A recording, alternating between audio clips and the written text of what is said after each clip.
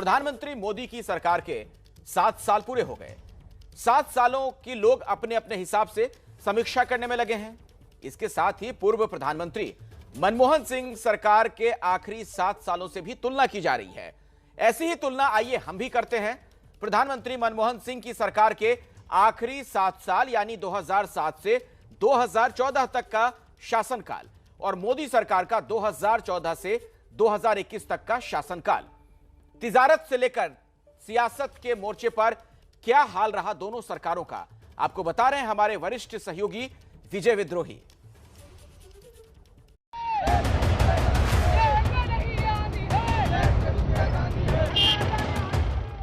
दो 2011 का अन्ना हजारे का आंदोलन और 2020 से चल रहा किसान आंदोलन, क्या दोनों आंदोलनों में किसी तरह की समानता देखी जा सकती है?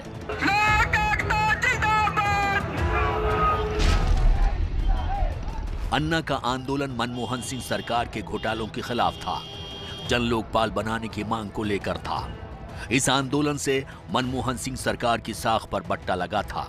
कांग्रेस की छवि पूरे देश में भ्रष्ट सरकार की बनी थी, जिसका सियासी फायदा बीजेपी ने देश भर में उठाया था।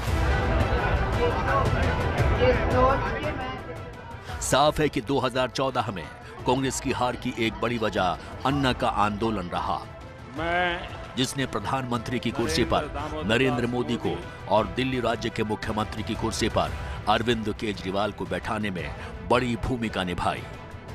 सच्ची श्रद्धा और निष्ठा रखूंगा। मैं मुख्यमंत्री के रूप में अपने कर्तव्यों का श्रद्धापूर्वक और शुद्ध अंतःकरण से निर्वहन करूंगा। मोदी सरकार को अपने शासन के 7वें साल में किसान आंदोलन से दो चार होना पड़ रहा है, जो 7वें महीने में प्रवेश कर चुका है। देश में 14 करोड़ किसान हैं और किसानों का एक वर्ग कृषि संबंधी 3 कानूनों को वापस लेने की मांग कर रहा है। एमएसपी यानी न्यूनतम समर्थन मूल्य पर फसलों की खरीद को लीगल राइट घोषित करने की मांग कर रहा है। 4 महीनों से दोनों के बीच बातचीत बंद है और 6-7 महीने बाद यूपी में विधानसभा चुनाव की आचार संहिता लागू हो जाएगी। यूपी में पंचायत चुनाव में बीजेपी की हार को जानकार किसान आंदोलन से जोड़कर देख रहे हैं। कुछ महीने पहले पंजाब में 7 नगर पालिकाओं में कांग्रेस की एक तरफा बड़ी विजय को भी किसान आंदोलन का प्रसाद माना जा रहा है। ऐसे में बड़ा सवाल है कि क्या किसान आंदोलन कांग्रेस को पॉलिटिकल क्वारंटाइन से उसी तरह निकालेगा जिस तरह अन्ना आंदोलन ने मोदी को गुजरात से बाहर ऑल इंडिया विस्तार दिया था। अपने ट्रैक्टर पर लिखे किसान क्रांति 2021 26 जनवरी। जब वो ट्रैक्टर को लिख के और देश में कुछ चलेगा, उसका सम्मान होगा। 40 लाख ट्रैक्टर का टारगेट है। सरकार को अगर समझ में आ रही हो, किसानों से बात करे, एमएसपी पे कानून बनावे, 3 कानूनों को वापसी ले। जब भी घर वापसी होगी उससे पहले किसान घर नहीं जाएगा। टारगेट 2 अक्टूबर तक है हमारा, उसके बाद आगे का प्रोग्राम बनाएंगे। अब सच तो ये है कि किसान आंदोलन का असर उतना व्यापक नहीं है जितना कि अन्ना हजारे के आंदोलन का था, लेकिन किसान आंदोलन कोरोना काल में हो रहा है और कोरोना अपने साथ साथ आर्थिक मंदी को लेकर भी आया है, लिहाजा ये एक बड़ी चुनौती है। वैसे आर्थिक सुस्ती का शिकार मनमोहन सिंह सरकार को भी होना पड़ा था। 2008 में दुनिया भर में आर्थिक सुस्ती आई थी। तब मनमोहन सिंह ने डिमांड यानी मांग बढ़ाने पर जोर दिया था। मनरेगा के बजट में इजाफा किया था। राइट टू फूड यानी भोजन के अधिकार के तहत देश की 82 करोड़ आबादी को 5 किलो चावल 3 रुपए किलो की दर से या गेहूं 2 रुपए किलो की दर से देना शुरू किया था। मिड डे मील योजना को 5वीं से बढ़ाकर 8वीं कक्षा तक कर दिया था। कच्चे तेल के दाम अंतर्राष्ट्रीय बाजार में बढ़ने के बावजूद देश में उस अनुपात में पेट्रोल डीजल के रेट बढ़ने नहीं दिए थे। ये जो मेजॉरिटी की बात है वो एक हद तक सही है। ये सही है कि मनमोहन सिंह की सरकार बैसाखी पे थी और उनको कई सारी दिक्कतें थी पॉलिसी पार करने में, और ये भी सही है कि नरेंद्र मोदी की सरकार फुल मेजॉरिटी है, बीजेपी की अपनी मेजॉरिटी है, तो ताकतवर है। लेकिन सिर्फ ताकत से सरकार या पॉलिसी आगे नहीं बढ़ाया जा सकता है, लोगों को साथ में ले जाना पड़ता है। सरकार की अपनी जो टैलेंट है, जो अपनी हैसियत है, जिस मिनिस्टर्स की जो काबिलियत है, वो भी एक प्रश्न बनता है। आप देखिए अभी कृषि के लिए जो कानून बने वो अच्छे कानून हैं, वास्तविकता में फार्मर्स के लाभदायक है, लेकिन इस प्रश्न को वो आगे नहीं ले पाए, जो एडवांटेज है उसको बेच नहीं पाए, और 6 महीने से वो आंदोलन चल रहा है। इसी तरह प्राइवेटाइजेशन पे न मनमोहन सिंह की सरकार न नरेंद्र मोदी की सरकार ज़्यादा कारगर रही है। तो बात सिर्फ मेजॉरिटी की नहीं है, बात लोगों से बात करने की है। लोकशाही में 95% सुनवाई होती है, 5% कार्रवाई होती है। मोदी सरकार की बात करें तो कोरोना ने आर्थिक सुस्ती को आर्थिक मंदी में बदल दिया है। विकास दर पिछले 60 सालों में माइनस में गई है। मोदी सरकार ने सप्लाई यानी आपूर्ति बढ़ाने पर ज्यादा जोर दिया है। इसके लिए कॉरपोरेट जगत को 1.5 लाख करोड़ की रियायतें दी गई हैं। 20 लाख करोड़ रुपए के पैकेज में से 4 लाख करोड़ रुपए सूक्ष्म, लघु और मध्यम उद्योग यानी MSME के लिए रखे। इसके साथ ही मनरेगा का बजट 60,000 करोड़ रुपए से बढ़ाकर 1,10,000 करोड़ कर दिया। किसानों को 6,000 रुपए सालाना देने शुरू किए, लेकिन ना तो उद्योग सप्लाई बढ़ा रहा है और ना ही आम आदमी जेब का पैसा खर्च कर मांग बढ़ाने में सहयोग कर रहा है। कुल मिलाकर विश्वास की कमी दिखाई दे रही है। मनमोहन सिंह के अप्रोच में और नरेंद्र मोदी के अप्रोच में बहुत फर्क है। मनमोहन सिंह एक इकोनॉमिस्ट थे, उनकी अप्रोच अलग थी। नरेंद्र मोदी एक पॉलिटिकल एंटरप्रेन्योर है और उनकी अप्रोच है पॉलिटिकल डिविडेंड्स पे, कि किस तरह से कोई प्रोग्राम का कार्यान्वित किया जाए तो उसका पॉलिटिकल बेनिफिट क्या होगा, लोगों में कैसे फैलेगा वो।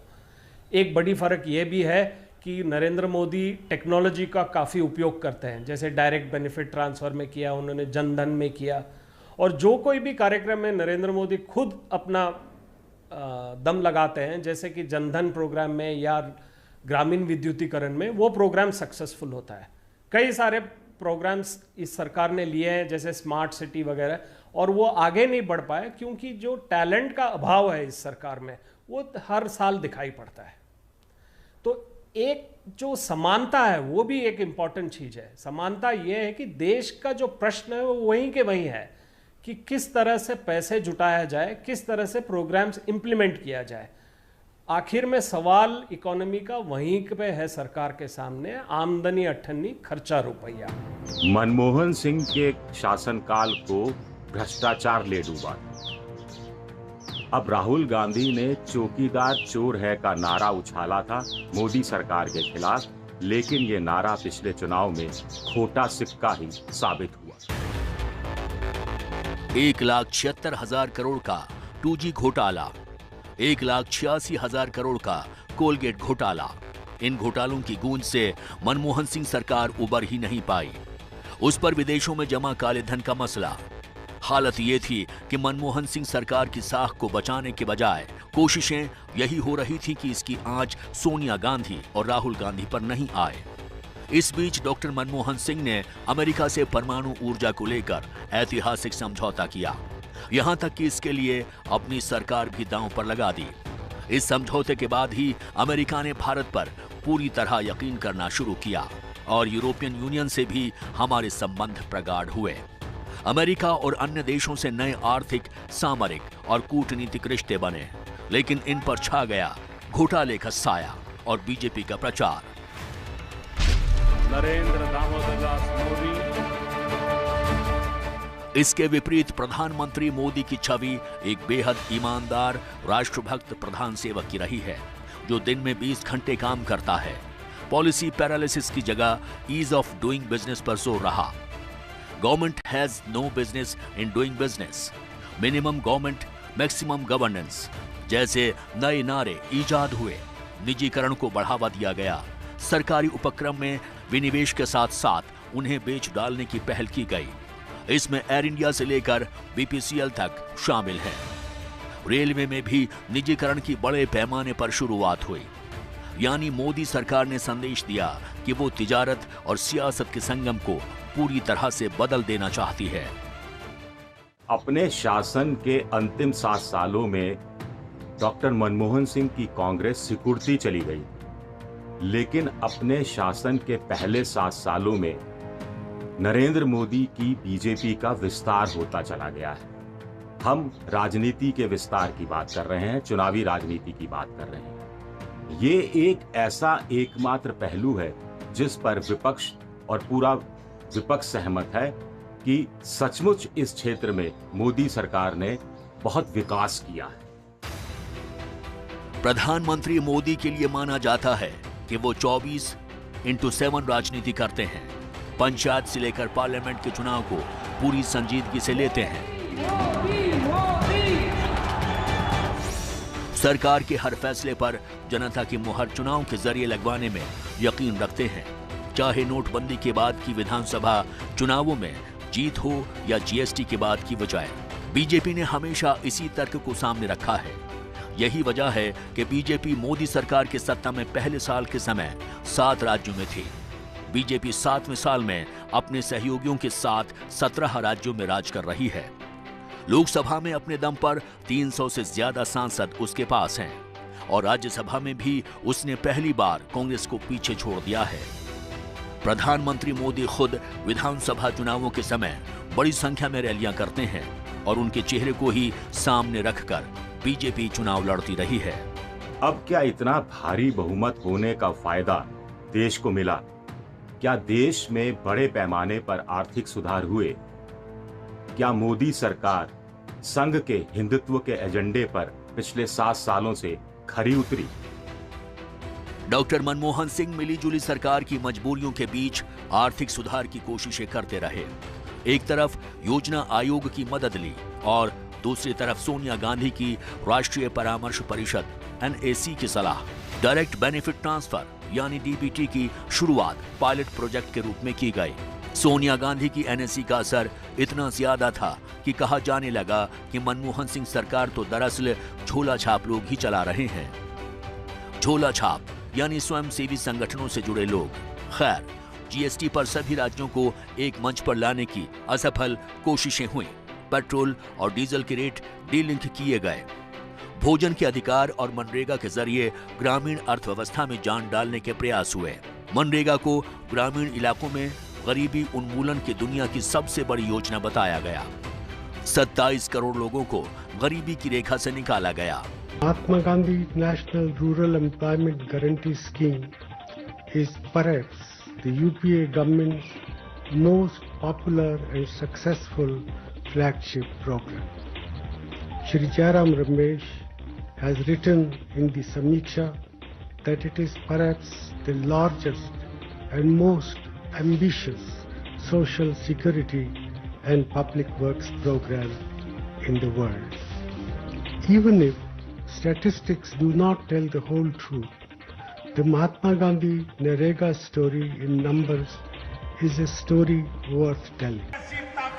उधर प्रधानमंत्री मोदी ने कांग्रेस सरकार के भूमि अधिग्रहण बिल को नरम बनाने की पहल के साथ अपने कार्यकाल की शुरुआत की और इसमें वो असफल रहे।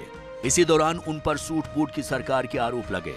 खैर, DBT, हवाला कानून में सख्ती, भ्रष्टाचार निरोधक कानून को मजबूत बनाना जैसे आर्थिक सुधार किए गए। योजना आयोग की जगह नीति आयोग बनाया गया। पहले 7 सालों में ही नोटबंदी से लेकर GST को हमने देखा। श्रम कानूनों में बदलाव की पहल की गई, लेकिन फिर भारतीय मजदूर संघ और स्वदेशी जागरण मंच के विरोध के बाद इसे ठंडे बस्ते में डाल दिया गया। रक्षा से लेकर अन्य क्षेत्रों को FDI के लिए खोल दिया गया। इस बीच 7 सालों में उज्ज्वला, आवास योजना, शौचालय बनाना, उजाला योजना आदि योजनाएं चलाई गईं, जिसका लाभ भी चुनावों में मिला। 7वें साल में कृषि से जुड़े 3 कानून बनाए गए, लेकिन 6 महीनों से किसान आंदोलन के चलते इन कानूनों को लागू नहीं किया जा सका। जानकारों का कहना है कि भारी बहुमत सरकार और संगठन का साथ, संघ का समर्थन, बिखरा विपक्ष यानी सारे फैक्टर मोदी सरकार के साथ थे। लेकिन जिस तेजी से आर्थिक सुधार करने की जरूरत थी, वैसी रफ्तार पकड़ी नहीं जा सकी। लेकिन 7 सालों में मोदी सरकार ने हिंदुत्व के एजेंडे को लागू करने में कोई कोर कसर नहीं छोड़ी।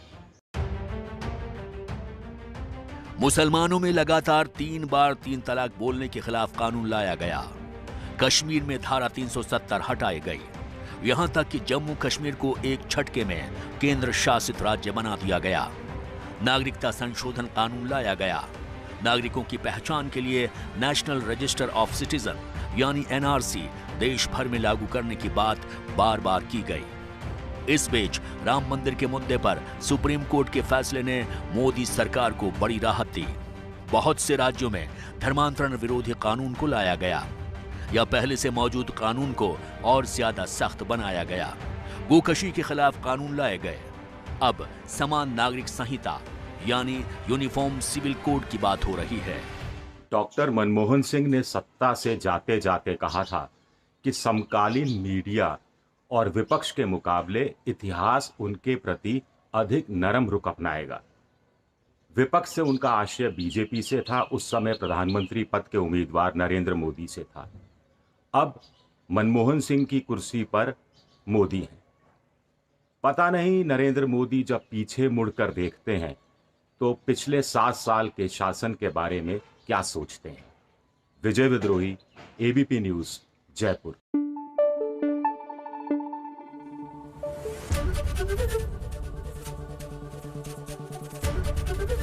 एबीपी न्यूज आपको रखे आगे।